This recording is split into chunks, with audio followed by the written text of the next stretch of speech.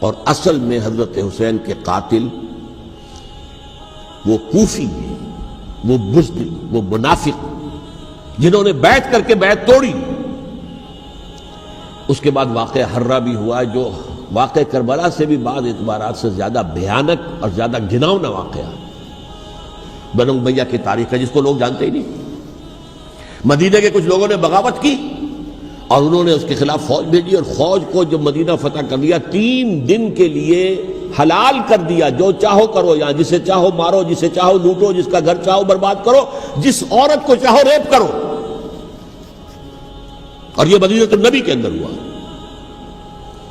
تو کاٹ کھانے والی ملوکیت کے اندر بہت سے واقعات ہوئے۔ عبداللہ ابن زبیر کھڑے ہوئے، انہوں نے حکومت قائم کی تھی، لیکن یہ کہ وہ تو 6 سال کے لیے کامیاب بھی رہے، ایک حکومت قائم کی، بنو امیہ کے ہاتھ پر بیعت نہیں کی، بالآخر ان کی حکومت بھی ختم ہو گئی۔ پھر حضرت زید کھڑے ہوئے، انہوں نے بغاوت کی، وہ بھی ناکام رہ گئے۔ پھر بنو عباس میں کھڑے ہوئے حضرت نفس زکیہ، حضرت حسن رضی اللہ تعالیٰ عنہ کے اولاد میں سے، وہ بھی ناکام ہو گئے، شہید ہو گئے۔ انہوں نے عوام کو ایسا کھڑا کیا ہے کہ 20,000 سے لے کر 30,000 کے درمیان انسانوں نے جانیں دے دی۔ عورتوں کے جلوس نکلے، شیرخوار بچہ گود میں ہے عورت کے، اور گولی کھا رہی ہے اور مر رہی ہے، گر رہی ہے۔ آپ سوچئے زندگی کتنی عزیز ہوتی ہے، اور شیرخوار بچے کے لیے ماں کی جو زندگی ہے، اس ماں کو اپنی زندگی کتنی عزیز تر ہوگی کہ اپنے لیے نہیں تو اس بچے کے لیے مجھے جینا ہے، لیکن نہیں، گولیاں کھائیں اور گری۔ یہ جذبہ انہی میں ہے۔ واقعہ یہ ہے کہ اہل سنت کے اندر یہ جذبہ نہ ہونے کے برابر ہے۔ یہ میں واشگاف الفاظ میں کہہ رہا ہوں۔ پورے عالم اسلام میں صرف شیعہ ایران ایسا نکلا ہے کہ جس نے بادشاہت کا خاتمہ کیا، باقی سعودی عرب میں بادشاہت بیٹھی ہوئی ہے، ڈٹ کر بیٹھی ہوئی، اربوں ڈالر کا ایک ایک محل بنتا ہے ان بادشاہوں کا، اور سنی سن ہے، سن، کوئی حرکت نہیں۔ فرش التراب يضمني وهو غطاء، کہ وہ ایک شخص کا کارنامہ، وہ یہودی فتنہ گر، وہ روح مصدق کا بروز، ہر تباہ ہونے کو ہے اس کے جنوں سے تار تار۔ اسی طرح وہ عبداللہ ابن سبا یہودی فتنہ گر۔ آج اہل تشیع میں سے بعض حضرات کہتے ہیں کہ یہ عبداللہ ابن سبا یہ تو افسانوی شخصیت ہے، اس کی حقیقت کوئی تھی ہی نہیں، حالانکہ ان کی اپنی کتاب میں رجال کشی کے اندر اس کا ذکر موجود ہے، اور یہ بھی موجود ہے کہ حضرت علی رضی اللہ تعالیٰ عنہ نے اپنے عہد خلافت میں اسے زندہ جلوایا ہے۔ اس کی وجہ کیا تھی؟ یہ آیا مدینہ کے اندر اسلام کا لبادہ اوڑھ کر، اس نے چند عقیدوں کی اشاعت شروع کی۔ سب سے پہلے حضرت علی تو خدا ہیں، گاڈ انکارنیٹ، اوتار کا تصور، جیسے ہندوؤں میں ہے رام چندر جی خدا کا اوتار، اور عیسائیت میں بھی پہلے گاڈ انکارنیٹ کا تصور تھا کہ حضرت مسیح خدا کا اوتار ہے، انکارنیشن آف گاڈ۔ تو اس نے کہا کہ حضرت علی تو خدا کا اوتار ہے، خدا ہے۔ نمبر 2، اس نے کہا کہ ہر نبی کا ایک وصی ہوتا ہے جس کے حق میں وہ وصیت کرتا ہے، تو حضور صلی اللہ علیہ وسلم کے وصی حضرت علی ہیں، لہذا خلیفہ تو اول روز سے حضرت علی ہیں، حضرت ابو بکر، حضرت عمر، حضرت عثمان، یہ تو غاصب ہیں، اور حضرت عثمان کی خلافت تھی اس وقت تو خاص طور پر۔ پھر اس نے جو قبائلی عصبیت تھی اسے بھڑکایا۔ پرانی جو عصبیت چل رہی تھی قریش کے اندر، وہ 2 گھرانے ایک دوسرے کے مد مقابل تھے۔ دیکھیے، ایک ہوتا ہے قبیلہ، ایک ہوتا ہے گھرانہ۔ ہمارے پنجاب میں ایک قبیلہ ہے وٹو قبیلہ، اس کے گھرانے بہت سے، مانے کے، لالے کے، سجے کے، شامت کے، یعنی کوئی لالا تھا ان میں سے بڑا، ان کے بیٹے ہو گئے لالے کے، ان کی اولاد، خاندان یہ کہلاتے ہیں۔ قبیلہ ایک، یہ وٹو قبیلہ۔ تو قبیلہ تھا قریش، اس میں گھرانے بہت تھے، بنو ہاشم، بنو امیہ، بنو تیم، بنو عدی، یہ بہت سے گھرانے تھے۔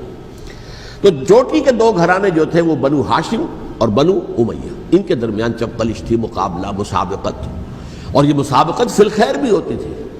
اگر انہوں نے غریبوں کو کھانے کھلائے ہیں تو ہم ان سے بڑھ کر کھلائیں گے، اگر وہ حاجیوں کی خدمت کرتے ہیں تو ہم ان سے بڑھ کر کریں گے۔ تو ان کے اندر یہ مسابقت الخیر بھی تھی، لیکن چپقلش تھی کہ کوئی ہم سے آگے نہ نکل جائے، وہ سمجھتا تھا وہ آگے نہ نکل جائے۔ اس شخص نے اس پرانی عصبیت کو تازہ کیا کہ حضور تو بنو ہاشم میں سے تھے، لہذا خلافت حق ہے بنو ہاشم کا، یہ غاصب ہے۔ اس سے پہلے دو خلفاء جو تھے وہ نہ بنو ہاشم سے تھے نہ بنو امیہ سے تھے۔ حضرت ابوبکر بنو تیم میں سے تھے، چھوٹا قبیلہ تھا۔ حضرت عمر بنی عدی میں سے تھے، وہ بھی چھوٹا قبیلہ تھا۔ یہ حضرت عثمان پہلے خلیفہ جو بنو امیہ میں سے تھے، جن کی پرانی چپکلش بنو ہاشم سے تھی۔ اب اس کو موقع مل گیا کہ پرانی قبائلی عصبیت کو بھڑکائے۔ یہ ہے اصل میں اس فتنے کا پس منظر عبداللہ ابن سبا نے جو آ کر پھیلایا ہے، اور اس کی تفصیل میں اس وقت میں نہیں جا سکتا، کیسے یہ فتنہ پروان چڑھا، کیا انہوں نے اسٹریٹجی اختیار کی کہ یہ کیا کرتے تھے، گروہ بنا کر بھیجتے تھے لوگوں کو، کوفے میں جاؤ تو وہاں پر دمشق کے گورنر کے خلاف اور مصر کے گورنر کے خلاف الزامات لگاؤ، اس نے یہ کیا، وہ غبن کر گیا، وہ یہ کر گیا، وہ خیانت کر رہا ہے، وہ رشتہ داروں کو پال رہا ہے، اور عثمان کے خلاف بھی تقریریں کرو رضی اللہ تعالیٰ عنہ۔ دمشق میں جاؤ تو کوفے کے گورنر کے خلاف، کیونکہ دمشق کے گورنر کے خلاف بات کرو گے تو لوگوں کو معلوم ہوگا کہ یہ جھوٹ بول رہے ہیں، لیکن یہ کہ وہاں تو تم بات کرو کوفے کے گورنر کے خلاف اور مصر کے گورنر کے خلاف اور حضرت عثمان کے خلاف۔ مصر میں جاؤ تو بات کرو کوفے کے اور شام کے گورنر کے خلاف اور حضرت عثمان کے خلاف۔ یہ انہوں نے ایسا اٹھایا، اور اس زمانے میں آپ کو معلوم ہے ذرائع رسل و رسائل تھے نہیں، نہ اس فتنے کی پتہ چل سکا جب تک کہ وہ فتنہ جو ہے پوری طرح برگو بار لا کر تراور درخت نہیں بن گیا۔ اس کے نتیجے میں حضرت عثمان رضی اللہ تعالی عنہ شہید ہوئے، اور خلیفہ پھر حضرت علی رضی اللہ تعالی عنہ کو انہی سوائیوں نے، جنہوں نے گھیراؤ کیا تھا، جنہوں نے حضرت عثمان کو شہید کیا ہے، یہی حضرت علی رضی اللہ تعالیٰ عنہ کے ارد گرد ہو گئے۔ اور حضرت علی رضی اللہ تعالیٰ عنہ بھی نہیں چاہتے تھے خلافت کی بیعت لینا، لیکن آخر کیا کرتے؟ کیا وہ امت کو بغیر خلیفہ کے چھوڑ دیتے؟ حضرت زبیر سے کہا گیا، انہوں نے نہیں مانا، رد کر دی بات۔ حضرت طلحہ سے کہا گیا، انہوں نے نہیں مانا۔ حضرت علی سے کہا گیا، اب عشرہ مبشرہ میں سے یہی تو تھے نا، لہذا انہوں نے تسلیم کر لیا، خلافت ہو گئی۔ لیکن اس کے بعد جو خانہ جنگی ہوئی ہے، اس خانہ جنگی کے نتیجے میں نوٹ کر لیجئے کہ 1,00,000 کے قریب مسلمان ایک دوسرے کی تلواروں اور نیزوں اور برچھیوں اور تیروں سے ختم ہو گئے، ہلاک ہو گئے۔ یہ ہماری تاریخ کا تاریک ترین باب ہے۔ 5 سال، 4.5 سال حضرت علی کی خلافت کے، اور 6 مہینے حضرت حسن کی خلافت کے رضی اللہ تعالی عنہ۔ اس سے کیا ہوا کہ ایک طرف تو اسلام کی جو توسیع ہو رہی تھی، تھمتا نہ تھا کسی سے سیل رواں ہمارا، وہ سیلاب رک گیا، انٹرنل سیبوٹاج ہو گئی نا، اب تو اندر ہی آپس ہی میں اگر دست و گریبان ہو گئے تو باہر اب کیا توسیع کرتے ہیں، وہ توسیع کا عمل رک گیا۔ اور یوں سمجھیے کہ جیسے ٹرک اگر کبھی چل رہا ہو، بھرا ہوا ہو، لوڈڈ، اور وہ چڑھائی چڑھ رہا ہو، تو اگر کہیں موشن ٹوٹ جائے، ٹرک کو رکنا پڑے، تو ڈرائیور کے جان پر بن جاتی، اس لیے کہ اس کو دوبارہ سٹارٹ کرنا، اور جبکہ وہ چڑھائی پر ہے، انکلائن پر ہے، آسان کام نہیں ہوتا، خطرہ ہوتا ہے وہ پیچھے جو ہے وہ نہ جائے۔ اور پہاڑی علاقوں میں آپ کو معلوم ہے ذرا پیچھے چلے جانے کا مطلب جو ہے بہت خطرناک جو ہے نتیجہ نکل سکتا ہے۔ بہرحال حضرت علی رضی اللہ تعالیٰ عنہ نے اپنے خلافت میں ایک کام یہ کیا، اب اس کی کیا مصلحتیں تھیں یہ تو انہی کے علم میں ہوگا، ہم قیاس کر سکتے ہیں، میں اس میں نہیں جانا چاہتا۔ ابھی تک خلافت کا مرکز تھا مدینہ منورہ، حضرت ابوبکر، حضرت عمر، حضرت عثمان، وہیں جہاں حضور صلی اللہ علیہ وسلم رہے تھے اور جہاں پر کہ حضور مدفون تھے۔ لیکن حضرت علی نے اپنا مرکز جو ہے وہ کوفہ بنا دیا۔ اچھا، اس کی ایک ظاہری وجہ یہ سمجھ میں آتی ہے کہ اسلام کا جو پھیلاؤ ہو گیا تھا، وہ سلطنت اتنی وسیع ہو گئی تھی کہ مدینہ منورہ بہت جنوب میں اور بڑے صحرا کو عبور کر کے جانا ہوتا تھا۔ کوفہ جبکہ ایسی مقام پر تھا کہ جہاں سے مشرقی راستہ جا رہا ہے ایران کو، عراق کے اندر تو ہے وہ شہر کوفہ، اور پھر ایران اور خراسان اور ہندوستان کو راستہ جا رہا ہے، وہیں سے شمال کی طرف جا رہا ہے، شام کی طرف اور ترکی کی طرف، اور وہاں سے پھر یہ کہ مغربی افریقہ کو بھی کنٹرول کرنا، جو شمالی افریقہ کو، وہ بھی آسان تھا۔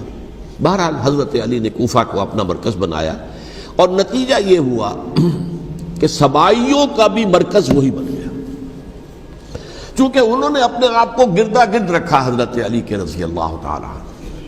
اب ظاہر بات ہے کسی پرٹیکولر پرسن کے خلاف تو کوئی مقدمہ موجود تھا نہیں، بلکہ جب جنگ جمل ہو رہی تھی، ابھی جنگ نہیں ہوئی تھی، حضرت عائشہ، حضرت طلحہ، حضرت زبیر وہ لے کر آئے تھے ایک لشکر اس مطالبے کے لیے کہ حضرت عثمان کے قاتلوں کو سزا دی جائے، قصاص لیا جائے۔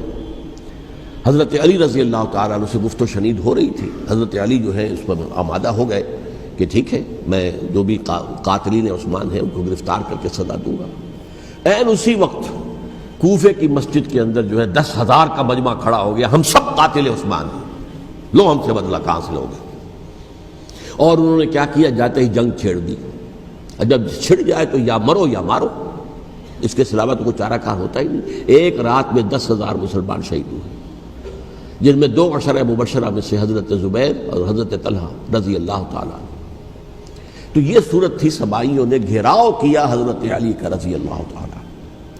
حضرت معاویہ دعوے دار نہیں تھے خلافت کے، قطعاً نہیں، ان کا صرف ایک دعویٰ تھا، اور وہ یہ تھا کہ عثمان کے قاتلوں کو گرفتار کرو، یا خود سزا دو یا ہمارے حوالے کرو، ہم اس سے قصاص لیں گے۔ اس لیے کہ قبیلہ بنو امیہ کا تھا اور حضرت امیر معاویہ بنو امیہ میں سے، تو ایک خاندانی طور پر جو ہے ہم قصاص لیں گے ان سے جنہوں نے قتل کیا ہے حضرت عثمان کو۔ لیکن یہاں ظاہر بات ہے کہ حضرت علی رضی اللہ تعالیٰ عنہ کی طرف سے مطالبہ یہ ہوتا تھا، تم پہلے میری بیعت کرو، میرے ہاتھ مضبوط کرو تاکہ میں ان کے خلاف کوئی اقدام کر سکوں۔ لیکن انہیں یہ اندازہ تھا کہ اگر میں نے بیعت کی تو ظاہر بات ہے کہ حضرت علی تک پہنچنے سے پہلے مجھے گردن اڑا دیں گے یہ لوگ، اس لیے کہ سبائی جو ہے وہ آپ کو گھیرے ہوئے۔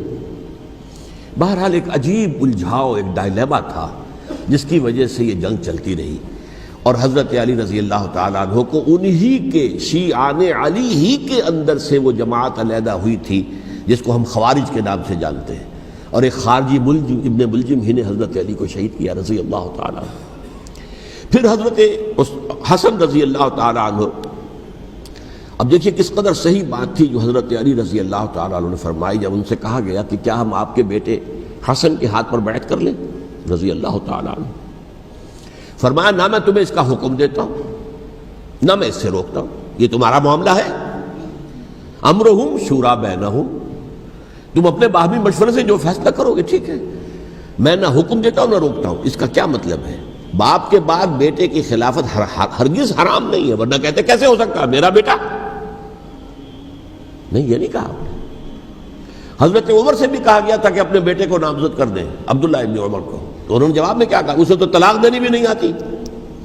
انہوں نے اپنی کسی زوجہ کو طلاق دی تھی اور اس میں جو صحیح ترین طریقہ ہے وہ اختیار نہیں کیا تھا، انہیں طلاق دینے تک نہیں آتی تو میں اسے خلیفہ بنا دوں۔ یہ نہیں کہا تھا کہ باپ کے بعد بیٹا خلیفہ نہیں ہو سکتا، یہ تو نہیں تھا، کہیں حرام نہیں ہے، نہ کتاب و سنت میں، نہ کوئی حدیث ہے، نہ کہیں قرآن مجید میں۔ تو حضرت علی نے بھی فرمایا رضی اللہ تعالیٰ، نہ میں روکتا ہوں نہ حکم دیتا ہوں، یہ تمہارا اپنا معاملہ ہے۔ بہرحال حضرت حسن رضی اللہ تعالیٰ عنہ نے حضرت امیر معاویہ سے صلح کر لی، خلافت ان کے سپرد کر دی۔ دیکھیے میں حضرت ابوبکر، حضرت عمر، حضرت عثمان، حضرت علی کے ساتھ حضرت حسن کے دور خلافت کو بھی خلافت راشدہ میں سے سمجھتا ہوں، اور تبھی 30 سال پورے ہوتے ہیں اس حدیث کے مطابق کہ حضور نے فرمایا خلافت 30 برس رہے گی پھر ملوکیت آ جائے گی۔ تو حضرت حسن کا بہت بڑا کارنامہ یہ ہے کہ اس خانہ جنگی کا دروازہ بند کر دیا، اور یہ پیشن گوئی تھی حضور کی صلی اللہ علیہ وسلم حضرت حسن کو، جب بچے تھے حضور کے انتقال سے پہلے، میرا یہ بیٹا مسلمانوں کے 2 گروہوں میں صلح کرائے گا، یہ حضور کی پیشن گوئی تھی، اور وہ پیشن گوئی حضرت حسن کے علم میں بھی ہوگی یقیناً۔ بہرحال انہوں نے صلح کی حضرت امیر معاویہ کے ساتھ رضی اللہ تعالیٰ عنہ، خلافت ان کے حوالے کر دی، اور کچھ شرائط تھیں طے ہو گئی، اللہ خیر صلی اللہ۔ حضور کی تو یہ پیشن گوئی جو ہے صحیح ثابت ہوئی کہ میرا یہ بیٹا مسلمانوں کے 2 بڑے گروہوں کے درمیان صلح کرا دے گا، اور سبائیوں نے انہیں تانے دیے، یا عار المومنین، اے مومنوں کے لیے موجب عار، موجب شرم، تم نے بزدلی دکھائی ہے، تم نے امیر معاویہ کو خلیفہ تسلیم کر لیا، تم نے بزدلی دکھائی، معاذ اللہ ثم معاذ اللہ ثم معاذ اللہ۔ اب میں کچھ باتیں حضرت امیر معاویہ کے بارے میں کہنا چاہتا ہوں، اس لیے کہ وہاں اس میں نے حضرت معاویہ کے بارے میں یہ تو بہت شدت کے ساتھ کہا تھا، اور میں اب بھی اس پر قائم ہوں اور پوری طریقے سے قائم ہوں۔ میرا مستقل موقف یہی ہے کہ حضرت معاویہ رضی اللہ تعالیٰ عنہ کے دور خلافت کو ہم خلافت راشدہ میں شامل نہیں سمجھتے، اہل سنت میں سے کوئی بھی نہیں سمجھتا. لیکن اس کے ساتھ میں نے حضرت امیر معاویہ کے کچھ مناقب بھی بیان کیے تھے تاکہ پلڑا جو ہے ترازو کا اس کے دونوں پلڑے سامنے آ جائیں. لیکن یہ کہ وہ حصہ میرے اس بیان کا نکال دیا گیا، ختم کر دیا گیا. یہ میں نہیں جانتا کہ اس میں کیا مصلحت دیکھی گئی ہے. اس میں تو کسی کے لیے کوئی معاملہ ایسا نہیں تھا کسی کے جذبات کو جو ہے وہ ٹھیس پہنچانے والا.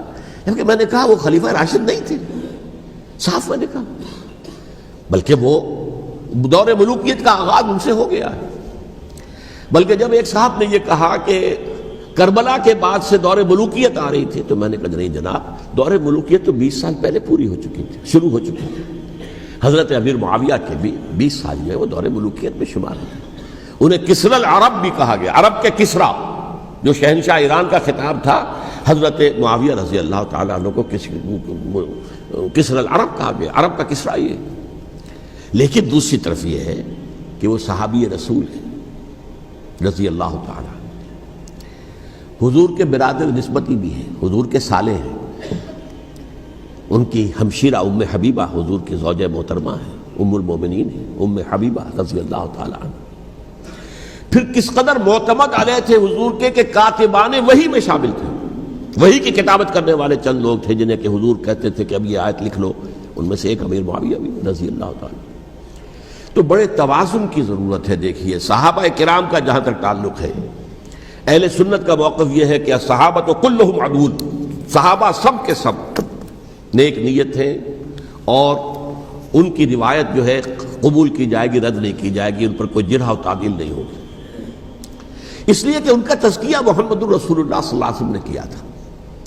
لہذا یہ تو ہو سکتا ہے کہ کسی صحابی سے کوئی خطا ہو جائے، لیکن وہ خطا اجتہادی ہوگی، نیت کی خطا نہیں ہوگی، نیت کی غلطی نہیں ہوگی. اگر کسی صحابی کی نیت پر حملہ کیا جائے تو یہ اصل میں طعن ہے، حملہ ہے حضور پر کہ وہ تربیت دے نہیں سکے اپنے ساتھیوں کو. معاذ اللہ ثم معاذ اللہ ثم معاذ اللہ، وہ تزکیہ کر ہی نہیں سکے. 3 جگہ جو قرآن میں آیا ہے یتلو علیہم آیاتہ ویزکیہم، تو کیا تزکیہ کیا؟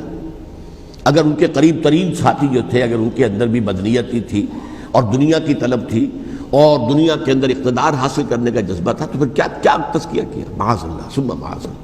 لہذا صحابہ سب کے سب عدول ہیں اور ان سے اختلاف ممکن ہے لیکن ان کی نیت پر حملہ نہیں ہو سکتا. تو حضرت امیر معاویہ کی شخصیت ایک چیز ہے، آپ کا دور خلافت دوسری چیز ہے. شخصیت کے اعتبار سے صحابی رسول ہیں، برادر نسبتی ہیں حضور کے صلی اللہ علیہ وسلم. اور پھر یہ کہ اس قدر معتمد علیہ ہے صحابہ میں سے کہ وہ کاتبان وحی، یہ عام آدمی کے کرنے کا کام نہیں تھا جو وحی کی کتابت کرے، اللہ کے کلام کی. البتہ یہ ہے کہ جیسا کہ میں نے عرض کیا ان کا دور خلافت راشدہ نہیں ہے، وہ ملوکیت کا دور ہے. یہ میں نے جیسا کہ عرض کیا، میں نے ایک صاحب نے جب یہ کہا کہ ملوکیت شروع ہو رہی تھی، میں نے کہا شروع نہیں ہو رہی تھی، ملوکیت تو 20 سال پہلے شروع ہو چکی تھی. اسی طریقے سے ایک صاحب نے کہا تھا کہ اسلام کو قائم کرنے کے لیے حضرت حسین میدان میں آئے. میں نے کہا یہ بھی غلط ہے، اسلام تو 60 سال پہلے قائم ہو چکا تھا. نبی اکرم صلی اللہ علیہ وسلم کے دست مبارک سے اسلام قائم ہو گیا. جاء الحق وزهق الباطل ان الباطل کان زهوقا. پھر 30 برس تک وہ کامل شکل کے اندر قائم رہا. تو اسلام جو ہے وہ جو ہے در حقیقت اب قائم کرنے والی بات نہیں تھی، البتہ اس کے اندر زوال شروع ہو گیا تھا. اس زوال کے عمل کو روکنے کے لیے حضرت حسین میدان میں آئے. یہ چیز کو صحیح تاریخی پرسپیکٹو میں رکھنا. تو جس طرح سے دین کو قائم کرنے کے لیے قائم تو کیا محمد رسول اللہ صلی اللہ علیہ وسلم والذین معہ رضی اللہ تعالیٰ عنہ، انہوں نے کیا تھا. ہاں اب جو ہے وہ اپنی اس شاندار حیثیت سے نیچے گرنے لگا تھا. وہ میں بعد میں عرض کروں گا کہ میں نے اسے کیا عرض کیا تھا کہ یہ اس زوال کو روکنے کے لیے کسی طریقے سے یہ اپنی اصل حقیقت میں قائم رہے. یہ حضرت حسین رضی اللہ تعالیٰ عنہ کے سعی تھے. اچھا، حضرت امیر معاویہ کے جو 20 سال ہیں وہ پورے امن، سکون، اطمینان، کوئی جھگڑا، کوئی فساد، کوئی اختلاف، کوئی باہمی خانہ، کچھ 20 سال. یہ بھی تاریخ کی بڑی چشم کشا حقیقت ہے جو عام طور پر لوگوں کے علم میں نہیں ہے. سبائی بھی دبکے رہے. حضرت امیر معاویہ کی حکومت اتنی مضبوط تھی، کنٹرول، کہ ان کو کچھ سر اٹھانے کا موقع نہیں ملا. موجود تھے، دبکے رہے. جیسا کہ میں نے کہا ریولوشن کے آخری مرحلے پر آ کر جو مخالفین ہیں وہ دب جاتے ہیں کہ پھر دیکھیں گے، موقع ملے گا تو پھر لیں گے ان سے حساب کتاب۔ 20 سال رہے ہیں پورے امن کے، 10 سال کے بعد یعنی درمیان میں ہے حضرت امیر معاویہ کا عہد خلافت۔ ایک صحابی جو کہ بزرگ صحابہ میں سے ہیں، مغیرہ ابن شعبہ رضی اللہ تعالی عنہ، وہ آتے ہیں اور وہ کہتے ہیں کہ دیکھیے امیر المومنین، کتنی بڑی خانہ جنگی رہی تھی مسلمانوں کی آپس میں، اور اب بھی اگر آپ کسی کو نامزد کیے بغیر چھوڑ گئے امت کو تو پھر خانہ جنگی ہو جائے۔ 1 لاکھ اس وقت جو ہے وہ ہلاک ہوئے تھے، نہ معلوم اب کتنے ہلاک۔ لہٰذا آپ اپنی زندگی ہی میں نامزد کر دیجئے کسی کو خلیفہ، ولی عہد بنا دیجئے۔ حضرت امیر معاویہ نے ابتداءً جو ہے انکار کیا نہیں، لیکن ان کے دلائل ایسے تھے وزنی، اور میں سمجھتا ہوں کہ وہ بات صحیح تھی جو مغیرہ ابن شعبہ نے کہی، اس لیے کہ اب صحابہ کرام میں سے جو کبار صحابہ تھے وہ تو سب دنیا سے رخصت ہو چکے تھے۔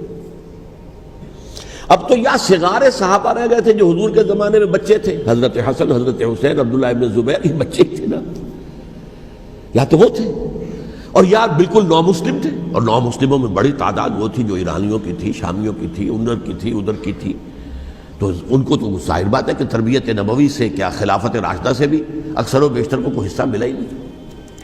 تو اس صورت میں اب وہ اعلیٰ ترین معیار پر حکومت کے نظام کو قائم کرنا ممکن نہیں ہے۔ کوئی قبائلی عصبیت جب تک حکومت کی پشت پر نہیں ہوگی، حکومت مستحکم نہیں ہوگی۔ یہ گویا کہ ایک جس کو کہتے ہیں کہ حقیقت بینی، واقعیت پسندی، ایک آئیڈیلزم ہے اور ایک ریئلزم ہے کہ آپ فیکٹس آن دی گراؤنڈ کو غور کریں، سوچیں اس کے اوپر اور پھر کوئی فیصلہ کریں۔ اس اعتبار سے پھر حضرت امیر معاویہ نے بات مان لی اور بیعت لے لی لوگوں سے حضرت یزید کے لیے کہ یہ خلیفہ ہوں گے میرے بعد، اس کو ولی عہدی کہتے ہیں۔ اچھا، اس وقت 5 افراد ایسے تھے کہ جنہوں نے اس سے اختلاف کیا، یہ بات بہت اہم ہے۔ میرا کتابچہ ہے سانحہ کربلا، اس کے کچھ نسخے آج یہاں ہوں گے، آپ لوگ پڑھیے اسے غور سے اور پھیلائیے تاکہ حقیقت سامنے آئے۔ 5 افراد کون تھے جو ہونے چاہیے؟ ابو بکر فوت ہو گئے، ان کے بیٹے عبد الرحمن ابن ابی بکر۔ عمر فوت ہو گئے، ان کے بیٹے عبداللہ ابن عمر۔ عباس فوت ہو گئے، ان کے بیٹے عبداللہ ابن عباس۔ زبیر فوت ہو گئے، ان کے بیٹے عبداللہ ابن زبیر۔ اور حضرت حسن جو ہے ان کا انتقال ہو چکا تھا، حضرت علی کے بیٹے حضرت حسین رضی اللہ تعالی عنہ مجمعین۔ حضرت حسن کے بارے میں ایک فریق کا کہنا یہ ہے کہ انہیں زہر دے کر ہلاک کیا گیا، اہل تشیع کا قول یہ ہے، جبکہ اہل سنت کہتے ہیں کہ نہیں، وہ اپنی جو بھی طبی موت تھی اس سے ان کی وفات۔ لیکن میں اس میں نہیں جانا چاہتا، اس لیے کہ یہ مائکرو ہسٹری جو ہے نا، وہ تو ایک واقعے کے لیے ادھر کی روایات کیا، ادھر کی کیا ہیں، ان کے پاس کیا دلائل، یہ تو کسی ریسرچ اسکالر کا موضوع ہے، میرا موضوع نہیں ہے۔ لیکن بہرحال یہ 5 حضرات تھے جنہوں نے ولی عہدی کی بیعت نہیں کی، لیکن حضرت معاویہ اتنے حلیم الطبع انسان تھے، انہوں نے جبر نہیں کیا، کوئی تشدد نہیں کیا۔ ٹھیک ہے، ولی عہدی کی بیعت نہیں کر رہے، کوئی بات نہیں، میری بیعت تو کی ہوئی ہے نا، ابھی تو میں زندہ ہوں، بات ختم ہو گئی، میری بیعت کو تو نہیں توڑا انہوں نے، فسخ بیعت نہیں کی۔ اس اعتبار سے انہوں نے نہ کوئی تشدد کیا، نہ جبر کیا، نہ کوئی مواخذہ کیا۔ لیکن جب امیر معاویہ کا انتقال ہو گیا، اب ولی عہدی کی بجائے وہ اب خلافت کی بیعت ہوئی، سب لوگوں نے بیعت کر لی۔ ان 5 میں سے ایک فوت ہو چکے تھے، حضرت عبد الرحمن ابن ابی بکر فوت ہو چکے رضی اللہ تعالی۔ 4 تھے، ان 4 میں ایک اختلاف ہوا۔ 2 کی رائے یہ تھی، عبداللہ ابن عمر، عبداللہ ابن عباس، کہ اگرچہ یہ کام غلط ہوا ہے، اسلام کی روح کے منافی ہوا ہے، یہ بادشاہت کی بنیاد پڑ رہی ہے، لیکن یہ بات ایسی نہیں ہے کہ اس کی بنا پر ہم خانہ جنگی شروع کروا دیں، امت کے اندر خون خرابہ کروائیں، فساد کروائیں۔ لہذا انہوں نے بیعت کر لی۔ اب کوئی اگر یہ کہے معاذ اللہ کہ وہ بک گئے تھے یزید کے ہاتھوں، معاذ اللہ ثم معاذ اللہ، وہی بات آپ اختلاف کر سکتے ہیں کہ انہیں نہیں کرنی چاہیے تھی، یہ کوئی رائے رکھے، مجھے اختلاف نہیں، لیکن ان کی نیت پر حملہ کریں گے تو حملہ محمد رسول اللہ پر ہوگا صلی اللہ علیہ وسلم۔ عبداللہ ابن عمر کون ہیں؟ کتنی حدیثیں ان سے جو ہے وہ منقول ہیں، عبداللہ ابن عباس کون ہے؟ جنہیں حضور نے جو ہے جن کے لیے دعا کی تھی، اے اللہ فقہہ فی الدین وعلمہ التاویل، اے اللہ اس نوجوان کو دین کا فہم عطا کر اور قرآن کی تعویل اور تفسیر کا علم عطا کر۔ حبر الامہ کہلاتے ہیں۔ وہ کہیں پیسوں اور ٹکوں کے عوض بک جانے والے نہیں تھے، انہوں نے امت کی مصلحت دیکھی، نیت جو ہے اس پر حملہ نہ کیجیے، البتہ اختلاف کا حق آپ کو حاصل ہے۔ دو حضرات جو ہے ڈٹے رہے کہ نہیں، ہمیں کم وقت میں ریزسٹ کرنا ہے۔ عبداللہ ابن زبیر عمر کے اعتبار سے وہ بڑے ہیں، مسلمانوں میں سب سے پہلے ولادت مدینے میں جا کر جو ہوئی ہے وہ عبداللہ ابن زبیر کی ہوئی ہے۔ ہجرت کر کے جب مہاجرین وہاں پہنچے، کچھ عرصے تک کسی کے ہاں کوئی اولاد نہیں ہوئی، تو لوگوں نے تانے دینے شروع کر دیے کہ معلوم ہوتا ہے کہ یہاں آ کر یہ مکے کے رہنے والے جو ہیں کمزور ہو گئے ہیں، ان کے ہاں اولاد ہی نہیں ہو رہی۔ پھر عبداللہ ابن زبیر کی ولادت ہوئی ہے، یہ حضرت ابو بکر کے نواسے ہیں، حضور کی زوجہ محترمہ حضرت عائشہ کی بہن حضرت دیکھیے ابھی نام نکل گیا ہے جی، حضرت اسماء رضی اللہ تعالی عنہما، یہ ان کے صاحبزادے ہیں، حضرت زبیر کے بیٹے۔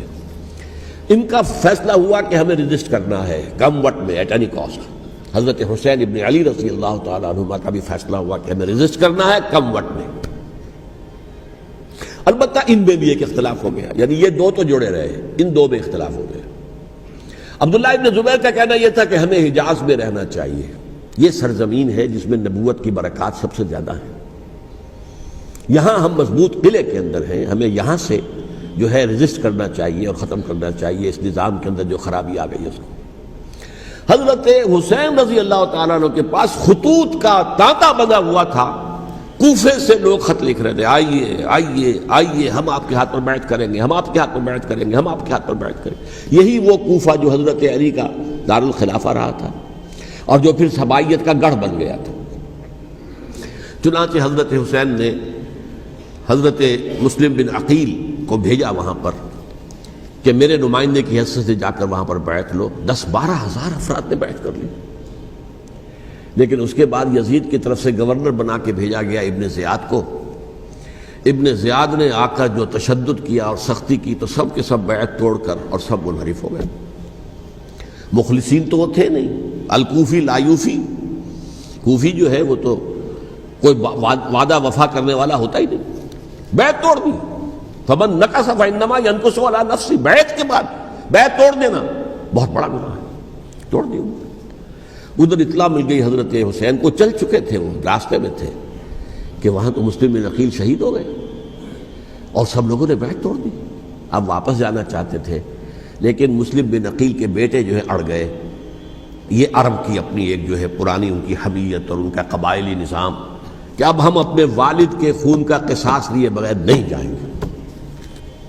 حضرت حسین رضی اللہ تعالیٰ عنہ کی مروت اور شرافت، یہ میرا ساتھ دینے کے لیے آئے تھے، اب میں ان کا ساتھ نہ دوں تو یہ تو شرافت اور مروت کے خلاف ہے۔ کہا اچھا چلو چلتے۔ وہاں جا کر بھی عین اپنے میدان کے اندر بھی حضرت حسین رضی اللہ تعالیٰ عنہ نے 3 چیزیں پیش کی ان کوفیوں کے لشکر کے خلاف۔ سب سے بڑا لشکر کے اندر سب سے بڑے تو کوفی تھے جنہوں نے بیعتیں کی ہوئی تھی حضرت حسین کے ساتھ۔ دیکھو مجھے جانے دو واپس حجاز کی طرف، یا مجھے سرحدوں پر بھیج دو تاکہ میں کافروں کے ساتھ جنگ کرتے ہوئے اپنی جان دے دوں، یا مجھے یزید کے پاس جانے دو، میں اپنا معاملہ اس سے طے کر لوں۔ لیکن کوفیوں کو یہ گوارا نہیں تھا۔ اگر یہ یزید کے پاس پہنچ گئے تو ہمارا کچا چٹھا بیان کر دیں گے کہ مجھے تو ان لوگوں نے برگلا کر بلایا تھا۔ اس لیے کہ دیکھیے حضرت امیر معاویہ کے 20 سالوں کے دوران میں بتا چکا ہوں، ان کی حکومت اتنی مستحکم تھی کہ اس کے خلاف کوئی فتنہ اٹھانا ممکن نہیں تھا۔ اب چونکہ ایک چینج اوور ہوا تھا، اور چینج اوور میں آپ کو معلوم ہوتا ہے کہ ایک جس کو کہتے ہیں every thing is in the melting پاٹ، ابھی تو یہ درمیان کے اندر معاملہ ہے، تو انہیں موقع ملا، سر اٹھایا حضرت حسین رضی اللہ تعالیٰ عنہ کو، جو خطوط لکھے جس کے کہ تھیلے کے تھیلے اور بوریوں کی بوریاں بھری ہوئی حضرت حسین کے ساتھ تھی، وہ کہا کہ آئیے ہم آپ سے بیعت کریں گے۔ انہوں نے نہیں مانا، اور اصل میں حضرت حسین کے قاتل وہ کوفی ہیں، وہ بزدل، وہ منافق، جنہوں نے بیعت کر کے بیعت توڑی، اور اب وہ آ گئے کہ اگر یہ حسین رضی اللہ تعالیٰ عنہ بچ کر کہیں یزید کے پاس پہنچ گئے تو پھر ہمارا کچا چٹھا جو ہے وہ سامنے آ جائے گا اور ہماری پھر شامت آ جائے گی، لہذا انہوں نے قتل کیا حضرت حسین کو رضی اللہ تعالیٰ عنہ۔ ایک بات جو علامہ ڈاکٹر قلب صادق نے فرمائی، اور میرے علم میں یہ بات پہلے نہیں تھی، وہ یہ کہ حضرت حسین کے قتل کا فتویٰ ایک بہت بڑے مفتی نے دیا تھا۔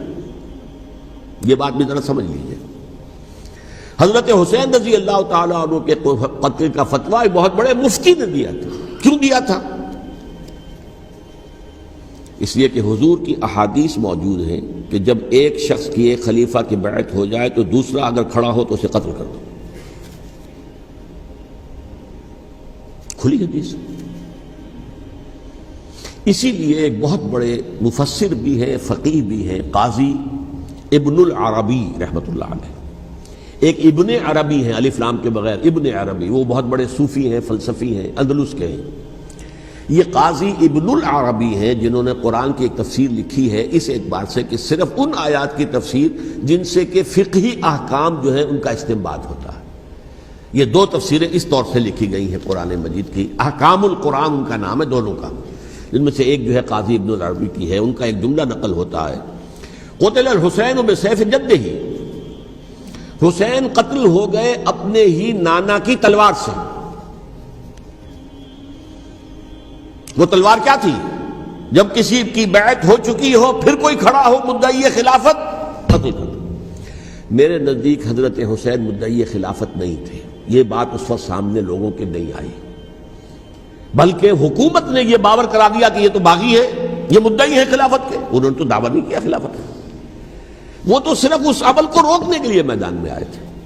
اور اس بات کو اچھی طرح سمجھ لیجئے کہ اس وقت تک یہ جو تصور آج ہمارے پاس ہے کہ ریاست علیحدہ ہے، حکومت علیحدہ ہے، state of Pakistan, we are loyal to the state of Pakistan, ہم ریاست پاکستان کے وفادار ہیں، گورنمنٹ آف پاکستان کے وفادار نہیں ہے، we are not loyal to the government.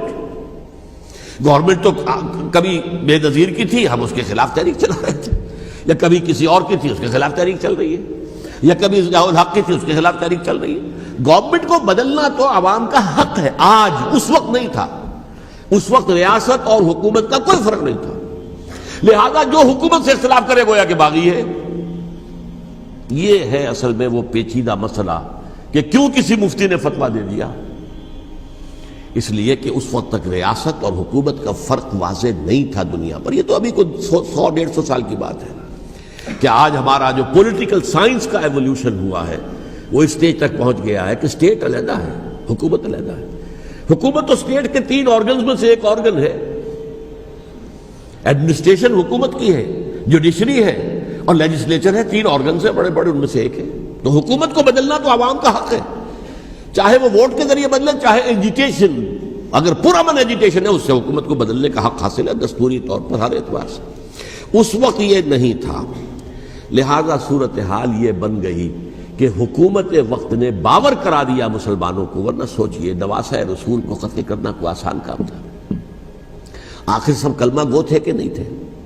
کلمہ گو تو تھے نا، اور حضور سے عقیدت اور محبت میں کمی، لیکن یہ کہ فتویٰ اگر ایک بہت بڑے مفتی کا، جو کہ حضرت علامہ ڈاکٹر قلب صادق صاحب نے فرمایا، مجھے اس مفتی کا نام بھی معلوم نہیں، کہ ایک مفتی ہی کا فتویٰ تھا وہ، جس کے بنا پر اب ان لوگوں نے حضرت حسین کو قتل کیا، اور یہی وجہ ہے کہ انہوں نے پھر خیموں کو بھی آگ لگا دی۔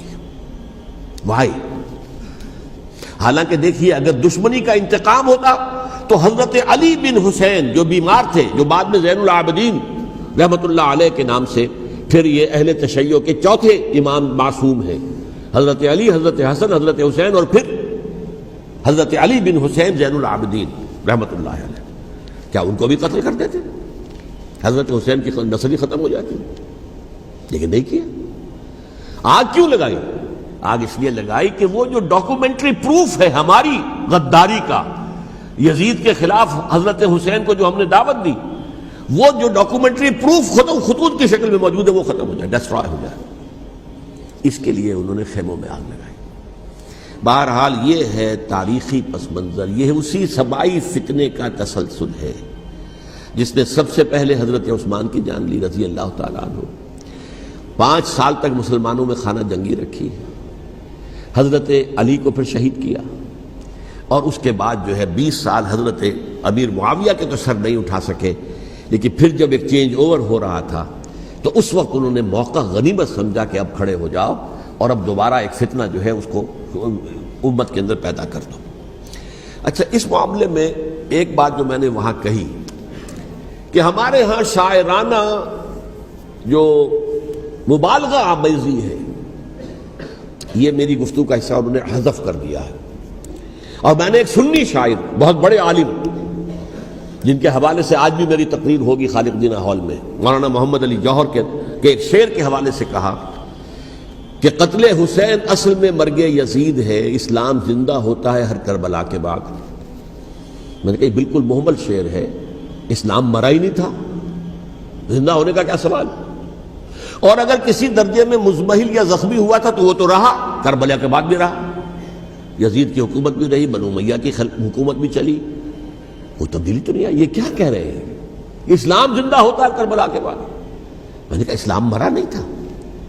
جیسے میں نے یہ کہا کہ ملوکیت جو ہے وہ اب شروع نہیں ہوئی، ملوکیت تو 20 برس پہلے شروع ہو چکی تھی حضرت امیر معاویہ کے، لیکن ظاہر بات ہے کہ حضرت حسن نے، حضرت حسین نے اس کو قبول کیا، اور حضرت حسین نے تو پھر 10 سال تک ولی عہدی جو تھی چاہے بیعت نہیں کی، لیکن اس کے خلاف میدان میں آ کر چیلنج تو نہیں کیا۔ اس اعتبار سے یہ معاملہ جو ہے اسلام زندہ ہوتا ہے کربلا کے بعد، یہ بے تکی بات ہے۔ ہاں، حضرت شاہ اسماعیل شہید رحمۃ اللہ علیہ کی اگر میں تشبیہ کو، تمثیل کو سامنے رکھوں تو اسلام کی عمارت 6 منزلہ ہے، 6ٹھی منزل ٹاپ کی وہ گر گئی، 5 منزلیں انٹیکٹ تھیں، اسلام مرا نہیں تھا۔ عدالت میں شریعت کے مطابق فیصلے ہو رہے تھے، قاضی تھے، مفتی تھے، شریعت نافذ تھی، اسلام کہاں مرا تھا؟ جبکہ خود کہہ رہے ہیں علامہ کلب صادق کہ ایک مفتی کے فتوے سے حضرت حسین کو قتل کیا گیا۔ اب وہ مفتی کی رائے، اس کی بدنیتی ہو، جو بھی ہو، وہ جانے، اللہ جانے، لیکن عام مسلمان کیا کریں؟ اس پہلو سے اسلام مرا نہیں تھا۔ ہاں، ایک منزل گر گئی تھی، وہ گری رہی، 1000 برس تک گری رہی، یہاں تک کہ آ کر مغربی امپیریلزم نے اس کے گرایا، ملوکیت کا معاملہ ختم کیا، اور وہ جبرین ملوکیت دوسری آ گئی، ورنہ وہی بادشاہی چلی ہے۔ بلکہ دور بنو امیہ میں وہ بادشاہی پوری طرح اس نے بالوں پر نہیں نکالے تھے، اصل بالوں پر تو اس نے نکالے ہیں دور بنو عباس میں آ کر، اور پھر سلاطین جو ہے ترک، جو ترک خلفاء ہیں، ان کا بھی بادشاہت تھی، اور کیا تھا، وہ خلافت تو نہیں تھی۔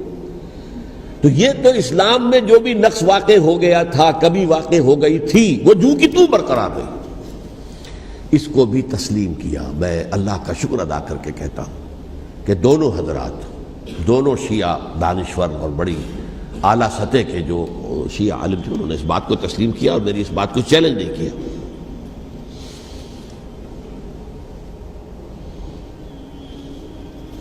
اصل میں تیسری بات میں نے یہ کہی کہ دیکھیے حضرت حسین رضی اللہ تعالی عنہ کی اس شہادت کے بعد، اس کے بعد واقعہ حرہ بھی ہوا، جو واقع کربلا سے بھی بعض اعتبارات سے زیادہ بھیانک اور زیادہ گھناؤنا واقعہ بنو امیہ کی تاریخ ہے، جس کو لوگ جانتے ہی نہیں۔ مدینہ کے کچھ لوگوں نے بغاوت کی اور انہوں نے اس کے خلاف فوج بھیجی، اور فوج کو جب مدینہ فتح کر لیا، 3 دن کے لیے حلال کر دیا، جو چاہو کرو، یہاں جسے چاہو مارو، جسے چاہو لوٹو، جس کا گھر چاہو برباد کرو، جس عورت کو چاہو ریپ کرو، اور یہ مدینہ النبی کے اندر ہوا ہے۔ تو کاٹ کھانے والی ملوکیت کے اندر بہت سے واقعات ہوئے۔ عبداللہ ابن زبیر کھڑے ہوئے، انہوں نے حکومت قائم کی تھی، لیکن یہ کہ وہ تو 6 سال کے لیے کامیاب بھی رہے، ایک حکومت قائم کی، بنو امیہ کے ہاتھ پر بیعت نہیں کی، بالآخر ان کی حکومت بھی ختم ہو گئی۔ پھر حضرت زید کھڑے ہوئے، انہوں نے بغاوت کی، وہ بھی ناکام رہ گئے۔ پھر بنو عباس میں کھڑے ہوئے حضرت نفس زکیہ، حضرت حسن رضی اللہ تعالیٰ عنہ کے اولاد میں سے، وہ بھی ناکام ہو گئے، شہید ہو گئے۔ پھر یہ سمجھ لیا گیا کہ اب یہ جہاں تک 6ٹھی منزل ہے وہ تو دوبارہ تعمیر نہیں ہو سکتی، یہ تو جس کی لاٹھی اس کی بھینس، جس کے پاس طاقت ہوگی اس کی حکومت ہوگی، جس کا قبیلہ زیادہ قوی ہوگا، جس قبیلے میں زیادہ عصبیت ہوگی، مضبوط ہوگا، متحد ہوگا، طاقتور ہوگا، اسی کی حکومت ہوگی۔ البتہ اس کے نیچے لوگوں کے اخلاق کی اصلاح کرو، صوفیاء کرام نے وہ کام اپنے ذمے لیا، اور بالکل وہی کام ہے کہ جو ائمہ اہل بیت کرتے رہے۔ حضرت حسن کی اولاد میں پھر حضرت علی بن حسین رضی اللہ تعالی، حضرت حسین کی اولاد میں پھر امام محمد باقر، امام محمد جعفر صادق، اور اس کے بعد بھی 5 اور، کسی نے بغاوت نہیں کی۔ جیسے علماء کرام کام کر رہے تھے اور جیسے صوفیاء کرام کام کر رہے تھے، ایسے ہی وہ مسلمانوں کی علمی تربیت، روحانی تربیت و تزکیہ کر رہے تھے۔ کسی نے حکومت کو چیلنج نہیں کیا۔ نوٹ کر لیجیے اس بات کو۔ حضرت علی نے بھی چیلنج نہیں کیا تھا، حضرت حسن نے چیلنج نہیں کیا، خود صلح کر لی۔ تو ائمہ اہل بیت جو 12 یہ گنتے ہیں، جن میں سے آخری جو ہے حضرت مہدی کو تو ابھی ظاہر ہونا ہے، ان کے عقیدے کے مطابق وہ روح پوش ہیں، وہ ظاہر ہوں گے۔ لیکن 11 حضرات کے بارے میں یہ کہ حضرت حسین کے سوا کسی نے بھی چیلنج نہیں کیا وقت کے نظام میں، اور حضرت حسین نے بھی اس مغالطے پر کیا کہ کوفی ساتھ دیں گے، اور یہ موقع ہے کہ یہ جو 6ٹھی منزل اسلام کی گر گئی ہے اسے دوبارہ تعمیر کر دیا جائے۔ انہوں نے خلافت کا دعویٰ نہیں کیا تھا، یہ انہیں عوام کو مغالطے میں مبتلا کیا گیا کہ یہ خلافت کا مدعی ہو کر سامنے آیا۔ جیسا کہ میں نے آپ سے کہا تھا، امیر معاویہ نے حضرت علی کے عہد خلافت میں کبھی خلافت کا دعویٰ نہیں کیا، مدعی خلافت نہیں تھے وہ تو یہ کہتے تھے کہ قاتلان حسین جو ہے، قاتلان عثمان کو سزا دو، قصاص دو، بس۔ اسی طرح حضرت حسین نے بھی، اب دیکھیے اس ضمن میں اس میں کوئی شک نہیں ہے، حضرت حسین رضی اللہ تعالی عنہ کی جو شہادت ہوئی ہے، ان کے ساتھیوں کی، اعزاء و اقارب کی، تاریخ انسانی میں یہ عزم، ہمت، شجاعت، مثابرت، صبر، استقلال، استقامت، اس کی بہت روشن مثال ہے، بہت روشن مثال ہے، بہت روشن مثال ہے۔ لیکن اس سے تاریخ کی رفتار پر کوئی اثر نہیں پڑا۔ وہ جو ملوکیت آ گئی تھی وہ اور گہری سے گہری ہوتی چلی گئی۔ واقعہ کربلا کے بعد تو واقعہ ہررا ہوا میں نے گنوا دیا، اس سے زیادہ تو میرے خیال میں کہ اور ہمارے لیے لائق شرم جو ہے کوئی واقعہ ہے ہی نہیں اس پہلو سے۔ لیکن حضرت حسین کا ایک، اب ان کو یہ کہ میں، مطلب یہ کہ اگر میں ان کے ہاتھ پر بیعت کر لیتا ہوں، جو کہ اس وقت سامنے موجود تھے، کہ یزید کی بیعت تمہارے ہاتھ پر کرتا ہوں، تو گویا کہ اپنے آپ کو سرنڈر کر دیتے۔ وہی خطرہ جو امیر معاویہ کو تھا کہ مجھے وہ تو پہنچنے بھی نہیں دیں گے علی تک رضی اللہ تعالیٰ عنہ، اور مجھے پہلے ہی شہید کر دیں گے۔ یہی خطرہ حسین کو تھا رضی اللہ تعالیٰ عنہ کہ مجھے یزید تک پہنچنے نہیں دیں گے، پہلے قتل کر دیں گے۔ اور ویسے بھی یہ ایک شرافت، مروت اور حمیت اور غیرت اور عزت نفس کا تقاضا بھی تھا کہ بھائی معاملہ ہے یزید کا، میرا مجھے وہاں جانے دو، اللہ اللہ خرسنا، یو کین اسکورٹ می، میرے دائیں بائیں چلو تاکہ میں کہیں اور بھاگ نہ جاؤں تمہارے خیال میں، مجھے وہاں پہنچا دو، میں وہاں پہ جا کے اس سے معاملہ کر لوں۔ لیکن انہوں نے قتل کیا، اصل قاتلان کوفی، وہی سبائی۔ البتہ یہ ہے کہ اس واقعے کی جو یادگار ہے اس میں کوئی شک نہیں ہے کہ اس نے مسلمانوں میں سے ایک گروہ کے دل میں قربانی اور شہادت کا جذبہ بہت پیدا کیا، اس میں کوئی شک نہیں۔ اور جس طریقے سے کہ عاشورہ محرم میں یاد منائی جاتی ہے، جس طریقے سے اس نے اہل تشیع کے اندر قربانی کا جذبہ بے انتہا پیدا کر دیا۔ اگرچہ وہ جذبہ بروئے کار نہیں آتا، اس لیے کہ ان کے ہاں یہ عقیدہ ہے، یہ طے ہے کہ جب تک حضرت مہدی ظاہر نہیں ہوں گے ہم کسی کے خلاف بغاوت نہیں کریں گے۔ یہ پوری تاریخ میں ان کا معاملہ رہا، تمام جو ہے ائمہ اہل بیت کا معاملہ رہا۔ جب تک مہدی نہیں آتے، keep sitting and keep waiting, wait and see, that's all. یہ تو خمینی صاحب نے کیا ہے، آیت اللہ خمینی صاحب نے، کہ انہوں نے یہ ایران کے شیعوں کو باور کرایا کہ بھائی جب آئیں گے حضرت مہدی آ جائیں گے، لیکن ہم اب ہاتھ پر ہاتھ کر بیٹھے رہیں، باطل کو چیلنج بھی نہ کریں، ہمیں کچھ تو کرنا چاہیے، وہ ہاتھ پاؤں ہلانے چاہیے، اور کچھ نہیں تو مہدی کا راستہ جو ہے صاف کرنا چاہیے، تمہید کرنی چاہیے، ان کے راستہ ہموار کیا جائے۔ تو یہ ان کی بڑی عظمت ہے آیت اللہ خمینی صاحب کی کہ اہل تشیع ایران کے جو ہے ان سے انہوں نے یہ بات منوا لی کہ ہم بالکل انرٹ نہیں بیٹھے رہیں گے، بلکہ اب انہیں نائب امام قرار دے کر اور ولایت فقیہ کے فلسفے کے حوالے سے یہ دو چیزیں ان کی جو ہیں بنیادی فلسفے کی ہیں، وہ اس وقت میرا موضوع نہیں ہے۔ انہوں نے عوام کو ایسا کھڑا کیا ہے کہ 20,000 سے لے کر 30,000 کے درمیان انسانوں نے جانیں دے دی، عورتوں کے جلوس نکلے، شیرخوار بچہ گود میں ہے عورت کے اور گولی کھا رہی ہے اور مر رہی ہے، گر رہی ہے۔ آپ سوچئے زندگی کتنی عزیز ہوتی ہے، اور شیرخوار بچے کے لیے ماں کی جو زندگی ہے، اس ماں کو اپنی زندگی کتنی عزیز تر ہوگی کہ اپنے لیے نہیں تو اس بچے کے لیے مجھے جینا ہے، لیکن نہیں، گولیاں کھائیں اور گری۔ یہ جذبہ انہی میں ہے۔ واقعہ یہ ہے کہ اہل سنت کے اندر یہ جذبہ نہ ہونے کے برابر ہے۔ یہ میں واشگاف الفاظ میں کہہ رہا ہوں، پورے عالم اسلام میں صرف شیعہ ایران ایسا نکلا ہے کہ جس نے بادشاہت کا خاتمہ کیا، باقی سعودی عرب میں بادشاہت بیٹھی ہوئی ہے، ڈٹ کر بیٹھی ہوئی، اربوں ڈالر کا ایک ایک محل بنتا ہے ان بادشاہوں کا، اور سنی سن ہے، سن، کوئی حرکت نہیں۔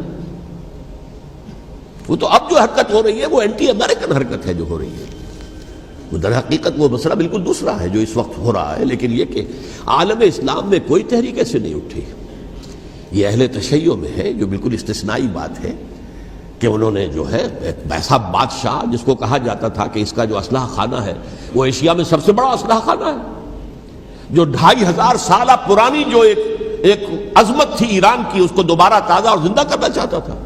2500 سالہ برسی اس نے منائی تھی، اس کے لیے ایک شہر آباد کیا تھا کہ خسرو یا سائرس یا ذوالقرنین قرآن مجید کی اصطلاح میں اس کی یادگار بنائی تھی، اور وہ سوچ رہا تھا کہ وہی عظمت دوبارہ ایران کی ہوگی جو کہ خسرو کے زمانے میں تھی، جس کا قرآن مجید میں سورہ کہف کے اندر ذکر ہے، مشرقی فتوحات، مغربی فتوحات، شمالی فتوحات۔ تو وہ بادشاہ ہے، اس کو بھاگنا پڑا وہاں قربانی کی وجہ سے۔ تو یہ جو ہے واقعہ کربلا نے، اس میں کوئی شک نہیں ہے کہ ایک ایسی مشعل روشن کی ہے جس کو کہ ہر شخص کو دیکھنا چاہیے۔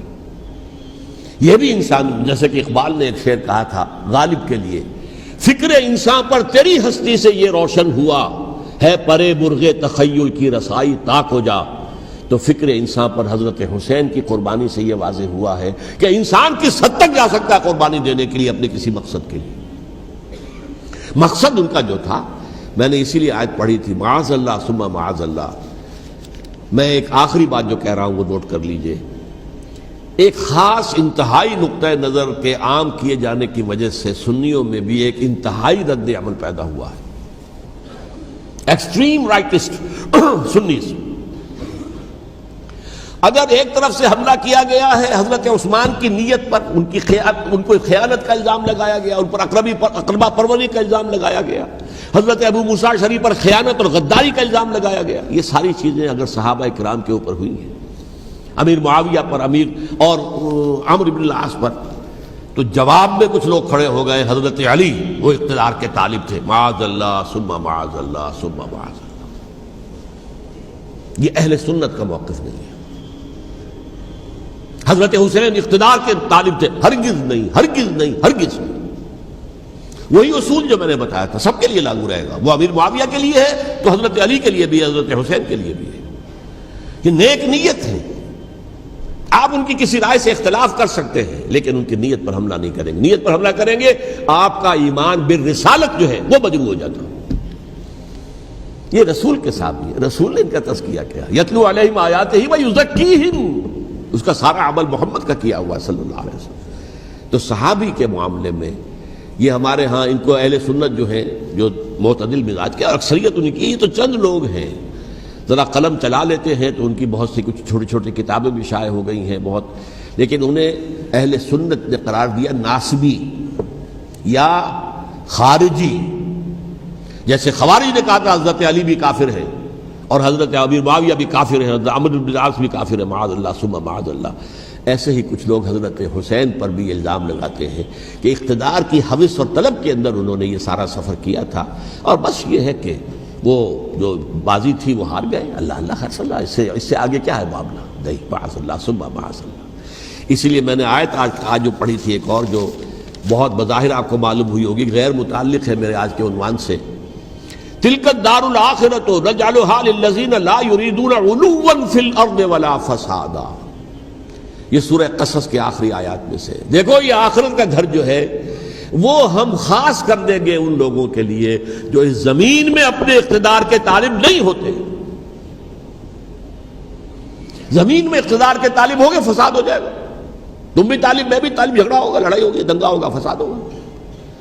تلک الدار الآخرۃ نجعلھا للذین لا یریدون علوا فی الارض ولا فسادا. جو لوگ زمین میں اپنے اقتدار کے طالب اور اس کے نتیجے میں فساد پیدا کرنے والے نہیں ہیں، ان کے لیے ہم نے آخرت کا گھر خاص کیا ہے. والعاقبۃ للمتقین، اور عاقبت جو ہے، انجام کار، آخرت جو ہے وہ تو متقیوں کے لیے ہے. اسی میں آئیں گے سب صحابہ کرام، خواہ وہ حضرت علی ہیں رضی اللہ تعالیٰ عنہ، اور خواہ وہ حضرت امیر معاویہ ہیں، حضرت عثمان ہیں رضی اللہ تعالیٰ عنہما، خواہ حضرت حسن ہیں، حضرت حسین ہیں رضی اللہ تعالیٰ عنہما، خواہ عبداللہ ابن زبیر ہیں، خواہ عبداللہ ابن عباس ہیں، خواہ عبداللہ ابن عمر ہیں رضی اللہ تعالیٰ عنہم اجمعین. اس اصول کو سامنے رکھ کر اختلاف آپ کر سکتے ہیں کسی سے بھی، لیکن کسی کی نیت پر حملہ کریں گے تو اصل میں آپ کا ایمان بالرسالت مجروح ہو جائے گا. علی کو نبی اکرم صلی اللہ علیہ وسلم نے اپنا نائب بنا کر چھوڑا تھا جب غزوہ تبوک میں جا رہے تھے مدینے میں. حضرت علی نے کہا بھی کہ مجھے آپ عورتوں کے ساتھ بٹھا کے جا رہے ہیں. فرمایا تمہارا مقام میرے ساتھ وہی ہے جو موسیٰ کے ساتھ ہارون کا تھا. ہارون کو چھوڑ کر گئے تھے نا یہودیوں کے پاس جب گئے تھے تورات لینے کے لیے، تو تمہارا وہی مقام ہے میرے ساتھ.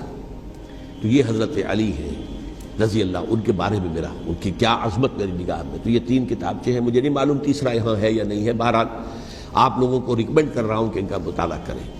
اب یہ کہ آخری بات یہ کہ اصل ہمارے کرنے کا کام کیا ہے. دیکھیے کیوں نہیں کیا کسی نے بھی خروج کا معاملہ، وہ میں واضح کر چکا ہوں. بغاوت نہیں کی، کیوں؟ ایک تو ریاست اور حکومت میں فرق نہیں تھا. ذرا کھڑا ہو اور وہ باغی قرار پائیں گے، واجب القتل ہو جائیں گے، فتوے کی زد میں آ جائے، یہ معاملہ تھا. اور دوسرے یہ کہ عمارت پوری گری نہیں تھی، ایک منزل گری تھی نا. آج ہم کہاں کھڑے ہیں؟ پوری عمارت گری ہوئی ہے. نہ شرعی عدالتیں ہیں، نہ شرعی فیصلے ہیں، نہ احکام الہی نافذ ہیں، نہ حدود اور قصاص کے معاملات، کچھ بھی نہیں. ہمارا فرض کیا ہے؟ حضرت حسین کی مدح کرتے رہیے، تعریف کرتے رہیے، صحابہ کرام کی مدح کرتے رہیے، مدح صحابہ، اس کے لیے مجلسیں قائم ہو رہی. بھائی کر کیا رہے ہو؟ تھے تو آبا وہ تمہارے ہی، مگر تم کیا ہو؟ ہاتھ پر ہاتھ دھرے منتظر فردا ہو. تلک امۃ قد خلت لہا ما کسبت ولکم ما کسبتم. وہ تو ایک امت تھی جو چلی گئی، اللہ کے ہاں پہنچ گئے. جو کچھ انہوں نے کمایا وہ ان کے لیے، تمہارے لیے نہیں ہے. تمہارے لیے وہ ہوگا جو تم کماؤ گے.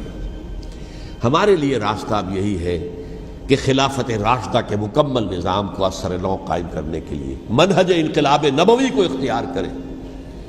میری کتاب اس پر، کیسٹس اس پر، آڈیو کیسٹس، ویڈیو کیسٹ، سی ڈیز، نہ معلوم ڈی وی ڈی، سب کچھ موجود. سیرت النبی پر تو میں عرض کر چکا ہوں. فلسفہ سیرت النبی سمجھنا ہے تو میری کتاب پڑھیے، ورنہ سیرت النبی آپ پڑھ لیں گے، واقعات معلوم ہو جائیں گے، فلسفہ سیرت سامنے نہیں آئے گا.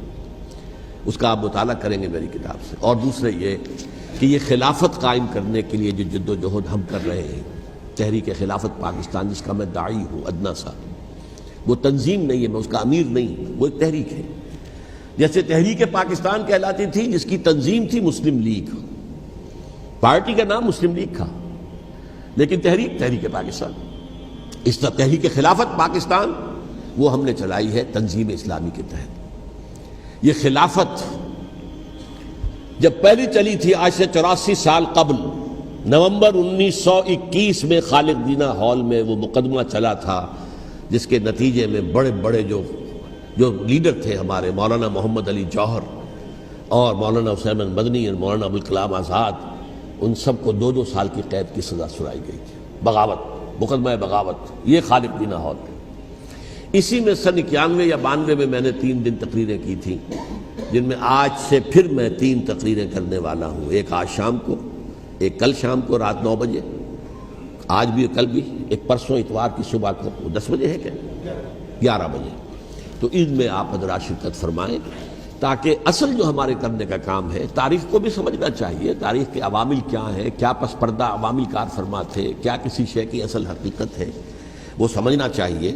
لیکن یہ ہے کہ اس اعتبار سے میں نے جب یہ لفظ استعمال کیا تھا اس مذاکرے میں لپ سروس، کہ یہ ہم صرف لپ سروس کرتے رہے، مدح کے بیان کرتے رہے، منقبت بیان کرتے رہے، حضور کی نعتیں کہتے رہے، تو اس سے تو بات نہیں بنے گی جب تک کہ وہ فرض منصبی شہادت علی الناس کا جو ہمارے ذمے ہے بحیثیت امت محمد صلی اللہ علیہ وسلم اس کو ادا نہ کرے۔